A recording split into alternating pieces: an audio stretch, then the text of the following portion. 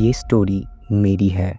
मैं एसीपी रमन सिंह। ये केस मेरे लिए काफ़ी डिस्टर्बिंग था क्योंकि ये केस मेरी ज़िंदगी में ही घटी थी, पर आप सभी के लिए मेरी ज़िंदगी में घटी इस डिस्टर्बिंग स्टोरी को सुनाने जा रहा हूँ।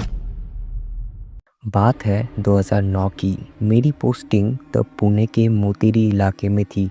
मुझे याद है उस दिन रात के करीब 11:30 बजे थे। मेरे घर का कॉलिंग बेल बजता है। मैं उस रात जगा हुआ था क्योंकि मैं किसी केस की फाइल को पढ़ रहा था। मैंने सोचा इतनी रात को कौन आया होगा। ये सोचते सोचते मैं घर का दरवाज़ा खोल देता हूँ, पर दरवाजे के बाहर कोई भी नहीं था।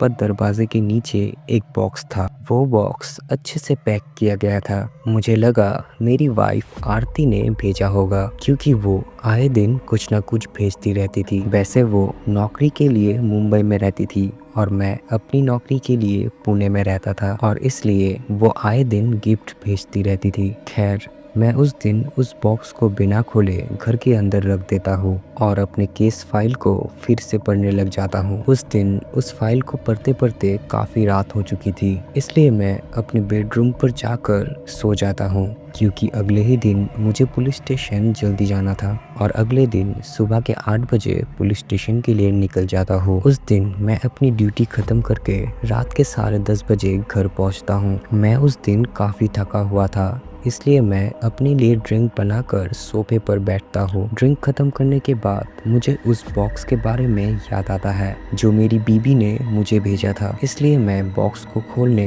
बेडरूम के अंदर चला गया। बॉक्स के सामने जाते ही मुझे किसी तरीके का एक स्मेल आया, जो स्मेल बॉक्स के अंदर से आ रही थी, पर फिर भी मैं उस बॉक्स को खोल देता हूँ।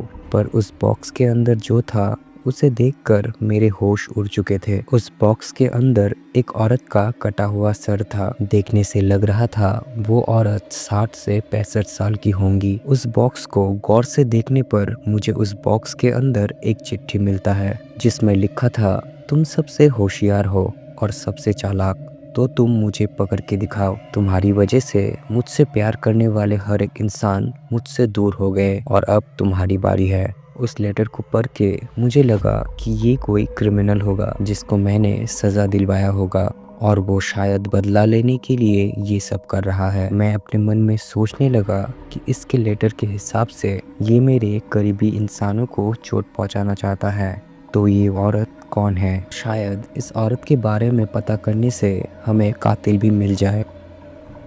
मैंने तब तक पुलिस स्टेशन से पुलिस वालों को बुला लिया था और उनसे इस औरत के बारे में जल्द से जल्द पता लगाने को कह दिया था।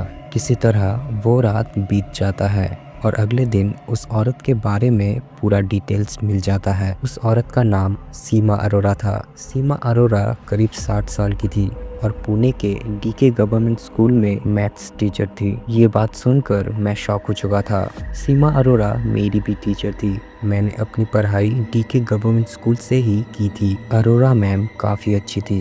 वो हर एक स्टूडेंट से अच्छे से बात करती थी। उस समय मेरे माता पिता के पास ज़्यादा पैसा नहीं होता था जिससे वो लोग मुझे पढ़ा सके, और उस समय अरोरा मैम मुझे काफ़ी हेल्प करती थी और मेरी पढ़ाई के लिए कई बार उन्होंने फाइनेंशियली हेल्प भी किया था। वो मुझे अपने बच्चे की तरह देखती थी और अगर वो नहीं होती तो मैं शायद इस मुकाम पर कभी नहीं पहुंचता। ये केस मेरे लिए अब पर्सनल हो चुका था और मुझे किसी भी तरह इस किलर को पकड़ना था क्योंकि वो जो कोई भी था वो मेरे चाहने वाले लोगों को टारगेट कर रहा था। ये जो कोई भी था ये मेरे बारे में सब कुछ जानता था, इसलिए मैंने उन सारे लोगों का लिस्ट बनाया जिनको मैंने गिरफ्तार किया था। उस लिस्ट में करीब 50 लोग थे जिसमें 40 लोग अभी तक जेल में हैं और बाकी 10 लोग ऐसे लोग थे जिन्होंने छोटे मोटे क्राइम किए थे जो 1-2 दिन में छूट के चले गए थे, और उन लोगों के पास इतना भी बड़ा मोटिव नहीं था कि वो लोग इतने बड़े क्राइम को अंजाम दे। फिर भी तसल्ली के लिए उन बॉक्स में पाए गए फिंगरप्रिंट्स को उन लोगों के साथ मैच किए गए, पर उन लोगों में कोई भी मैच नहीं मिलता है। फिर इसके अगले ही दिन 11 दिसंबर की सुबह करीब 10 बजे पुलिस स्टेशन पर एक और बॉक्स आता है। वो बॉक्स भी मेरे नाम से आया था, पर वो बॉक्स कौन लेके आया था ये किसी को नहीं पता था। मुझे उस बॉक्स को खोलने में काफी हिचकिचाहट हो रही थी, क्योंकि उस बॉक्स के अंदर भी किसी अपने का सर हो सकता है। पर फिर भी मैंने किसी तरह उस बॉक्स को खोल ही दिया, और इस बार उस बॉक्स में मेरी वाइफ आरती की कटा हुआ सर था। मुझे उस समय कुछ भी समझ नहीं आ रहा था, मानो मेरी पूरी दुनिया खत्म हो चुकी थी। उस बॉक्स के अंदर भी एक चिट्ठी था, जिसमें लिखा था, तुम्हारी वजह से मुझसे प्यार करने वाले हर एक इंसान दूर हो गए हैं और अब तुम्हारी बारी है। मुझे इस केस में कोई भी क्लू नहीं मिल रहा था। मुझे कुछ भी समझ में नहीं आ रहा था कि मैं इस कातिल को कैसे पकड़ूं। कुछ दिन बीत जाने के बाद मैं आरती के मुंबई वाले घर पर जाता हूं, और मुझे उस घर पर आरती की डायरी मिलती है। उस डायरी में आरती हर एक चीज लिखती थी अपने रोजमर्रा के जीवन की। आरती मरने के एक दिन पहले लिखती है, मैं आज मेरे स्कूल के फ्रेंड से मिली, उसका नाम राहुल है। मैं, रमन और राहुल एक साथ स्कूल में पढ़ते थे। उससे बात करके पता चला वो काफ़ी दुखी है, क्योंकि उसके माता पिता का हाल ही में देहांत हुआ है। राहुल का नाम सुन के रमन को याद आता है, राहुल तो उसके ही क्लास में ही पढ़ता था और स्कूल में वो लोग काफ़ी अच्छे दोस्त भी थे। रमन को याद आता है, राहुल का घर तो पुणे में है, वो मुंबई क्या करने गया था। इसलिए रमन राहुल के घर पर जाता है उससे मिलने, क्योंकि रमन जानना चाहता था आखिर राहुल आरती से मिलने क्यों गया था। रमन जब राहुल के घर पर पहुंचता है तो उसे उस जगह का माहौल काफी अजीब लगता है। घर का आसपास जंगल से भरा हुआ था और घर के अंदर से किसी मरे हुए जानवर जैसे बदबू आ रहे थे। रमन जब ये सब सोच ही रहा था, तब उसके सर के पीछे किसी ने भारी चीज से हमला किया, जिससे रमन बेहोश हो चुका था। जब उसकी आंखें खुली तब रमन अपने आप को राहुल के घर के अंदर पाता है। रमन के हाथ पैर बंधे हुए थे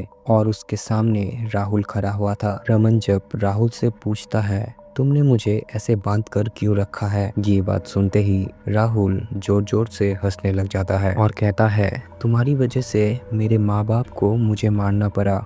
इस बात को सुनकर रमन को कुछ भी समझ नहीं आ रहा था कि आखिर उसने क्या किया है। राहुल बताता है, तेरी वजह से मेरे माँ बाप मुझे बचपन से ही कहते थे, तू रमन जैसा क्यों नहीं बनता, उसके जैसा अच्छे से पढ़ाई क्यों नहीं करता, तूने हमारी नाक कटा कर रखी है और इसलिए मैं तुझसे बचपन से ही नफरत करता था।